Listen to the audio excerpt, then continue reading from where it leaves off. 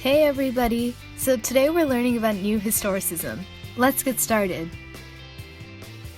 The works of Michel Foucault, a 20th century French philosopher, and Stephen Greenblatt, a critic and English professor at University of California, gave rise to New Historicism in the early 1980s.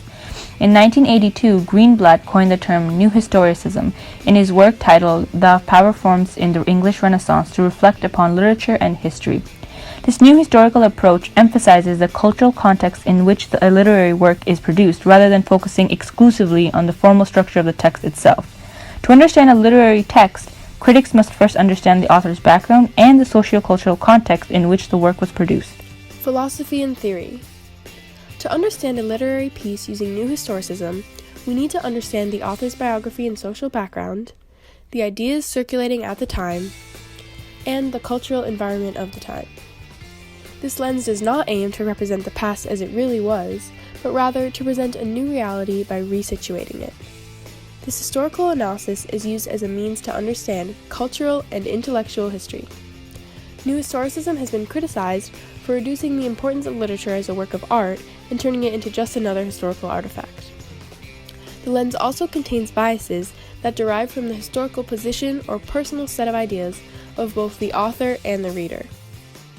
New Historicism centers around the idea that literature should be analyzed and studied from the viewpoints of both the author and the critic or reader. This theory focuses on how the author's time period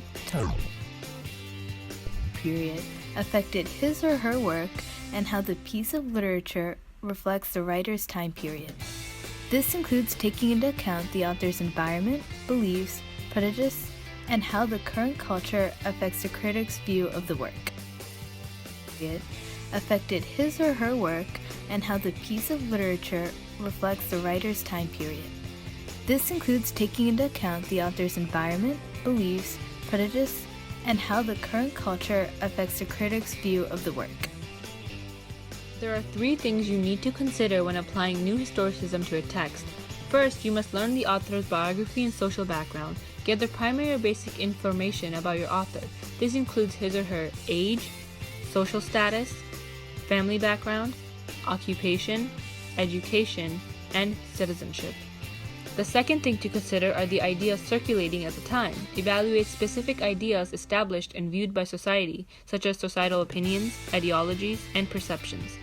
Lastly, consider the cultural environment. Look at the setting and environment in which the characters live, as well as the societal and cultural settings, as they also serve important roles when evaluating a text. When analyzing a piece of literature using New Historicism, there are a couple questions we need to answer. Who is the author during the time he or she wrote the text? What provoked the author to write the text? What are the series of events that are happening during the author's time when he or she wrote the book? What was the author's intention in writing the novel? What was the time the text was written? How has the literature evolved with time, and how does it compare with present-day text? What message does the text carry, and what does it mean to the readers? This will make more sense when we look at an example. Now let's look at an example of New Historicism applied to the novel Brave New World. For step 1, we take a look at the author, Aldous Huxley. Huxley was 37 years old when he wrote the novel. His social status was an educated member of the middle class. As for his family background, his father, Leonard Huxley, was a writer and a teacher, and his brothers were very successful in the field of biology. His mother died when he was only 14, and one of his brothers committed suicide, which could possibly explain the lack of family within the novel Brave New World. As for his occupation, he had dreamed of becoming a doctor and studying biology like his brothers, but he had severe vision problems that prevented this. Instead, he taught French for a year and then worked at a chemical plant before starting writing seriously in his 20s. For his education, he received a first-class honors degree in English literature at Balliol College at the University of Oxford, and he is a citizen of England and grew up in London, which explains why the novel is set in a futuristic London. In step 2, we considered the ideas circulating at the time in 1931, specifically societal opinions. 3 years into the Depression, things were more or less the same as they were at the beginning. Hope was hard to find. For step 3, we consider the cultural environment of the time, specifically the societal and cultural setting. Brave New World was written during the Worldwide Depression, as well as right before the rise of totalitarianism in Europe. The first question to consider in Step 3 is who was the author during the time he wrote the text. When Huxley wrote Brave New World, he was married to his first wife Maria and they had a son named Matthew. What provoked the author to write the text?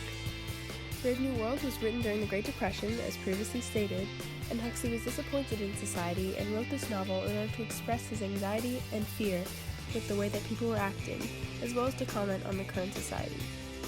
In Huxley's own words, he, quote, toyed with the idea that human beings are given free will in order to choose between insanity on the one hand and lunacy on the other. What are the series of events that are happening during the author's time when he wrote the novel? In the late 1920s, the average Americans had just begun to own their own cars, and over 15 million of Henry Ford's Model Ts had been produced. Henry Ford was also famous for the perfection of mass production and the assembly line. In Huxley's science fiction world, even human beings are mass-produced and grown with the help of an assembly line. The choice to use Henry Ford as the godlike figure in Huxley's dystopia reveals the New World's value system, as well as reflects the time period that the novel was written. At the time it was written, unemployment rates were also extremely high, and many people were poor and unhappy. Economic inconsistency was one of several reasons for the creation of the New World within the novel. What was the author's intention in writing the novel? Huxley wrote this novel to serve as a warning of what the future could be, and more importantly, to comment on the current situation at the time that it was written. When was the time the text was written? As previously mentioned, Brave New World was written in 1931. How has the literature evolved with time, and how does it compare with text from the present day? Many of Huxley's future predictions have become a reality. For example, Huxley predicted the creation of helicopters, which is far beyond his time. He fears the extent to which technology has taken over our lives and writes this novel as a warning for the future. What message did the text carry, and what does it mean to the readers? Huxley sees science and technology eventually becoming used to control the human population. This portrays his fear of technological advancement. Brave New World depicts a future where people are completely reliant on machines and computers, and no one no longer cares for each other. The entire novel depicts a dystopia in which intimate relationships, the ability to choose one's destiny, and the importance of family are strictly opposed. Now let's look at another example of New Historicism applied to The Great Gatsby. For Step 1, we looked at the author's biography. The author of The Great Gatsby is F. Scott Fitzgerald. He was 27 years old when he wrote The Great Gatsby. In his life, he held a social status in both the upper and middle class. As for family background, Fitzgerald was the only son of an unsuccessful aristocratic father and an Irish Catholic mother who was the heir to a successful Minnesota grocery store. In 1917, he was placed on academic probation, and he dropped out of Princeton to join the Army. For his education, Fitzgerald boarded at Newman School, a Catholic school in New Jersey. After graduation in 1913, he attended Princeton University, where he wrote articles for the College Humor magazine, stories for the literary magazine, and scripts for the musicals of the Triangle Club. Fitzgerald was a U.S. citizen. For Step 2, we consider the ideas circulating at the time that the novel was written, specifically the societal opinions. The 1920s was a decade of change. Due to the economic, political, and technological developments, along with the heightened popularity of jazz music, societal opinions were becoming less and less conservative. For Step 3, we evaluated the cultural environment. We observed the societal and cultural setting, which for The Great Gatsby included major themes circulating in the 1920s, such as the Jazz Age, the new economic boom, and Prohibition. The first question we considered was, who is the author during the time he wrote the text? Fitzgerald was married to Zelda and had a daughter named Frances Scott Fitzgerald. He traveled with his family to France and Rome while revisioning The Great Gatsby. The second question we considered was, what provoked the author to write the text? In 1922, Fitzgerald and his family settled on Long Island, where Scott observed the privilege through his moral Midwestern lens. Here he conceived The Great Gatsby. The third question we considered was, what are the series of events that are happening during the author's time when he wrote the book? As mentioned before, The Great Gatsby was conceived on Long Island in 1922. However, due to frequent and excessive parties, Scott stopped writing for a while. In 1923, he made a serious appraisal of their finances and the family decided to move to Europe. They left for France, escaping prohibition, the high cost of living in America, and they hoped their own bad habits. The Fitzgeralds rented the Villa Marie in Saint Raphael on the French Riviera, and Scott began working on The Great Gatsby again. In 1924, the Fitzgeralds traveled to Rome, where Scott made his final revisions to The Great Gatsby. In 1925, The Great Gatsby was published, greeted by tepid reviews and disappointing sales. The last question we considered was, what was the author's intention in writing the novels? Fitzgerald lived through the 1920s and used the setting of the novel to portray his own personal experiences. F. Scott Fitzgerald may have been very much a part of the Roaring Twenties, but he was also averse to its excesses and materialism. There are numerous parallels between the fictional Gatsby and Fitzgerald. What was the time the text was written? The text was written between 1922 and 1925. How has the literature evolved with time, and how does it compare with texts from the present day? Materialism was a key component in the time period expressed by the novel, and is still an apparent characteristic of modern society today. People were, and still are, attracted to a higher class of living. Everybody wants to be rich.